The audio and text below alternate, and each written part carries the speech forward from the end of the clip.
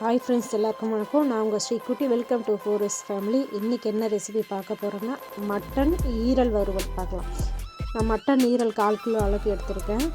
அது 2 பெரிய வெங்காயம், சின்ன தக்காளி 1, கொத்தமல்லி, கருவேப்பிலை, இஞ்சி பூண்டு தட்டி வச்சுருக்கேன். வாங்க, ஒரு கடாயை வச்சுட்டு ஆல்ரெடி 1 ஸ்பூன் எண்ணெய் ஊற்றிருக்கேன். இன்னும் 2 ஸ்பூன் எண்ணெய் ஊற்றி நல்லா எண்ணெய் காயட்டும். எண்ணெய் காஞ்சிடுச்சு. இப்போ வந்து கடுகு உளுத்தம் பருப்பு சேர்த்துக்கலாம். கடுகு உளுத்தம் பருப்பு நல்லா பொரிஞ்சு வரட்டும். பொரிஞ்சு வந்ததுக்கப்புறம் வெங்காயம் சேர்த்துக்கலாம்.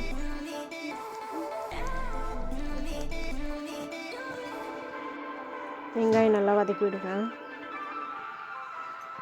இப்போ 1/4 ஸ்பூன் மஞ்சத்தூள் சேர்த்து வதக்கிக்கலாம். அப்போ தான் அந்த கவுச்சி வாசனை இருக்காது, அதனால் நல்லா வதக்கி விட்டுருங்க. வெங்காயம் நல்லா வதங்கிறதுக்கு 1/4 ஸ்பூன் உப்பு சேர்த்துக்கலாம். உப்பு சேர்த்து நல்லா வதக்கி விட்டுருங்க.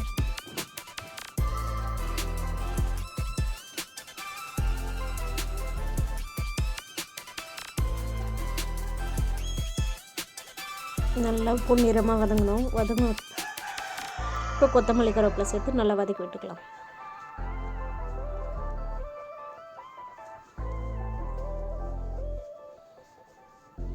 பாருங்கள், நல்லா பொன்னிறமாக வதங்கிருக்கு. இப்போது கட் பண்ணி வச்சுருக்க சின்ன தக்காளி 1 சேர்த்துக்கலாம்.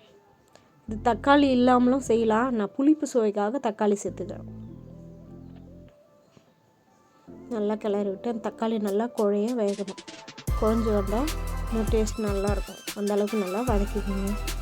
இப்போ இதை கூட நான் இடித்து வச்சுருக்க இஞ்சி பூண்டு சேர்த்துக்கலாம். சேர்த்து கிளறி விட்டுக்கலாம்.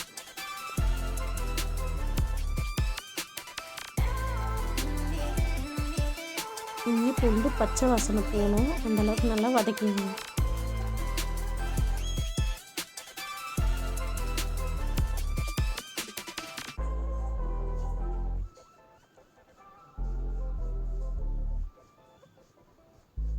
பாருங்க, இப்போ நல்லா வதங்கியிருக்கு. இப்போது நம்ம கழுவி வச்சுருக்க ஈரலை சேர்த்துக்கலாம். ஈரலை சேர்த்து நல்லா ஒரு பெரட்டி விடுங்க.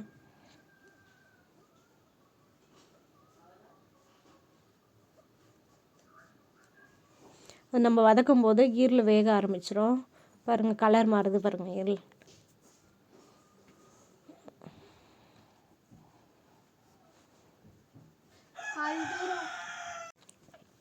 நல்லா வதக்கி விடுங்க.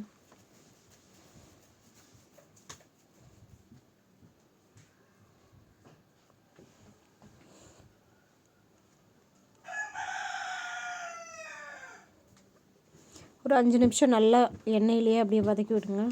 இப்போது நான் குழம்பு மிளகாய் பொடி 2 ஸ்பூன் அளவுக்கு சேர்த்துக்கிறேன். சேர்த்து நல்லா ஒரு பெரட்டி விடுங்க. இந்த உப்பு காரம்லாம் நல்லா சூப்பராக வரும். இப்போது கொஞ்சமாக தண்ணி சேர்த்துக்கலாம்.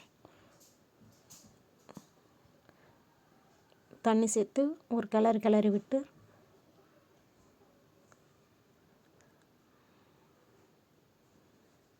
இப்போ கொஞ்சம் நான் ஏற்கனவே வதக்கும் போது 1/4 ஸ்பூன் சால்ட் போட்டேன். இப்போ தேவையான அளவு கொஞ்சமாக உப்பு போட்டு நல்லா கொதிக்கட்டும்.